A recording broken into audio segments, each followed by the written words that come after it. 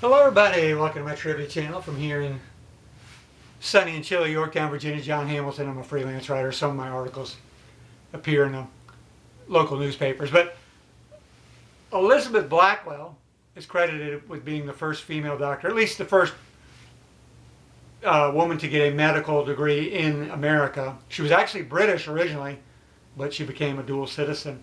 But her story is really amazing. I mean, amazing. And she hasn't had a movie made about her. There was a 2014 kind of like a documentary, a little mini movie, but not a major. She deserves a big major movie at the theater because everybody, if I went out on the streets and asked people about Clara Barton or Florence Nightingale, the two most famous nurses, I think a lot of people would know who they were, but I don't think out of 100 people, 10 would know Elizabeth Blackwell. So she's really been forgotten by history.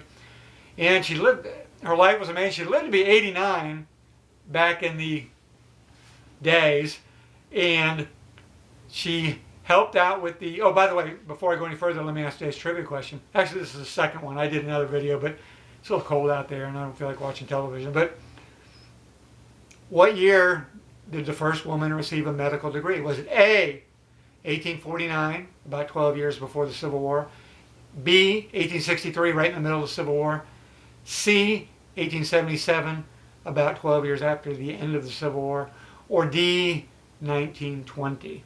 Okay? Those are your four choices. I'll get back to that. But some of the highlights about what I was reading about Elizabeth Blackwell. First of all, she applied to a bunch of different colleges, and guess what? They all rejected her.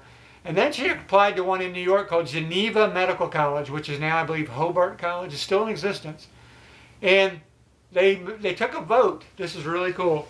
And they took a vote, and they said, okay, we're going to take a vote of 150 men here at the school. And it's not going to be a democracy. It's going to be, she has to get 150 votes to 0. If it's 149 to 1, she's not in. And they all 150 voted for her. So that just tells you how much she was respected. So she must have really been smart, really sharp and impressive. In that day and age, to be able to do that and get that kind of respect. So that's really impressive. And the other thing I thought was really cool is when she was called up to get her degree at the graduation ceremony, the dean stood up and bowed to her. I mean, what a gentleman, right? I mean, normally you think, oh my gosh, an American bowing to a British woman. You know, I think a lot of Americans would be like, what are you doing? You know, but especially I live in Yorktown, Virginia, right, where we defeated Cornwallis. But I thought it was kind of classy, you know, gentlemanly thing to do. So I don't, in that case, I thought it was a pretty cool story. So, but anyway, if you want to go read more about her, it was kind of sad how she died. And the end there, I won't give that away. But she helped. Let me give away the answer. The answer to my trivia question: B. No, excuse me, A. 1849. Yeah. So yesterday, January 23rd, was the 172nd anniversary. So wow, 172 years. It's been that long.